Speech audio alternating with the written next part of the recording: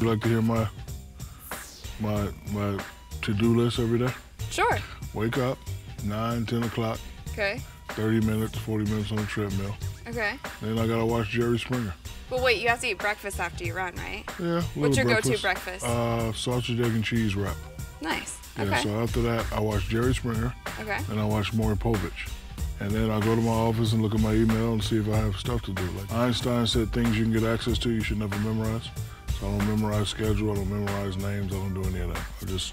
I got my iPhone, which is my assistant, so. So what about like family and friends' birthdays? Do you remember those? Not at all. It's not that I forget on purpose, it's that my mind is always moving. The next big thing at our house, like we're trying to come up, me and my crew, we're trying to come up with the next great invention. So we're at the house like trying to make crazy inventions and nothing works. Do you have any pets? Yes, I have 4 snakes. What kind of snakes? I don't know. I just went to the pet store and said, give me those. I don't know.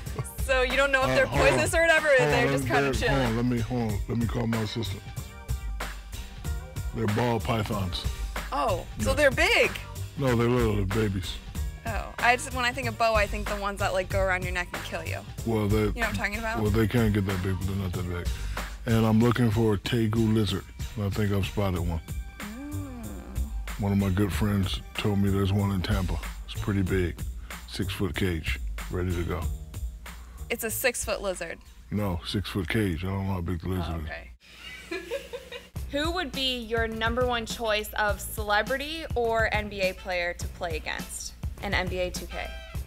Well, I'll play against anybody, but ironically, I've never played using me. I've always played using a shooter, Larry Bird, Curry, guys like that, because I was never a great shooter. So in the video game, when they come down, cross, and shoot from the top of the key, it always looks pretty. So every time I play, I always pick a team that has a lot of shooters.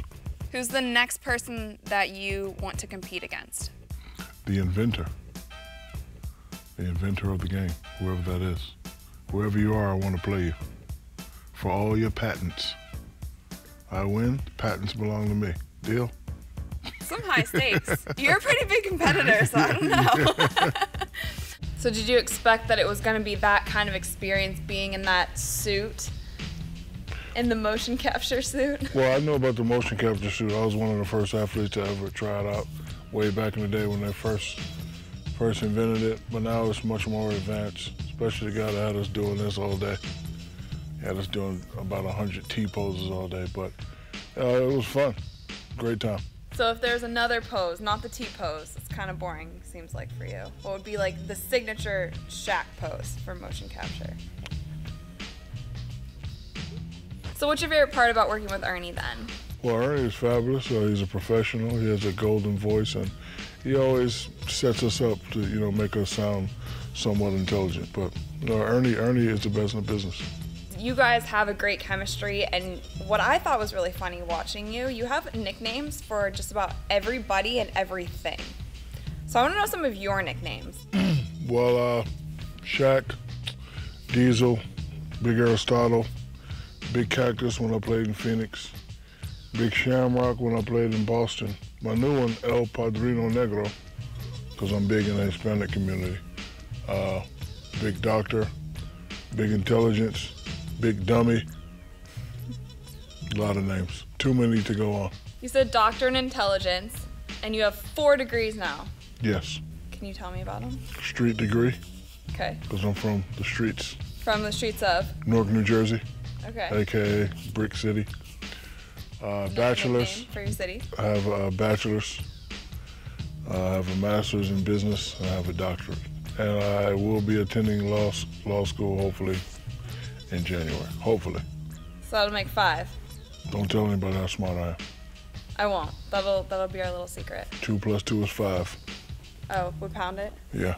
In your first couple years, you did a lot of things besides basketball, like in a lot of entertainment and music, and that's really inspiring to me because no one was doing that before, and you kind of paved the way because now all athletes are doing that, So I want to know now that you're in television, what other hobbies you're doing now? Like, are you still into music? Are you still doing some acting? Believe it or not, I'm a DJ now. I did my first gig in Vegas. Had about 10,000 people there. It was pretty good. I've been doing that since '88. When I first came out, I wanted to maximize my potential, and I could only do that by taking advantage of certain opportunities. You know, a lot of times just doing other things. It was never about the money. You know, as a youngster, we all have dreams. So, you know, even kids today, they see their idol in the movies and they say, "I want to do a movie." So I'm just walking around one day and the guy says, "Hey, I want you to be in a movie." I had to take advantage of that. You know, on the way to the basketball court, I was LL Cool J. Then when I got to the basketball court, I was Dr. J. So, you know, I used to freestyle in the mirror and do all that. And, you know, I said, "Hey, I wanna rap with my favorite rap group on the Arsenio Hall show." I did that. Record companies loved it. They offered me a record deal. Had to take advantage of that opportunity. Growing up, looking at Michael Jordan and his shoe, you know, when I became a pretty good high school player, I said, you know what, I wouldn't mind having the Shaq shoe. So everything that I've done, if you look at the Shaq O'Neal brand, it's a fun-loving lifestyle brand, but it's a brand that, you know, I always wanted to maximize my potential and take advantage of good, fun opportunities. So what advice would you give young kids, probably a lot of them that play the game, that aspire to be NBA athletes in the future or be in your position on television now? Well, I was just always telling them to follow your dreams, work hard. One, it's not easy. And two, you have to have a lot of luck. When I retired, because I retired 2 years too early, because I had to leave the game because of injury. You know, I had a lot of businesses and a lot of things going on, but I had no idea what my next move was going to be. So I consider what I'm doing luck. So, you know, you got to have luck, got to know people, and you have to be humble. You know, when and if you become big time, if you step on people, that's not good.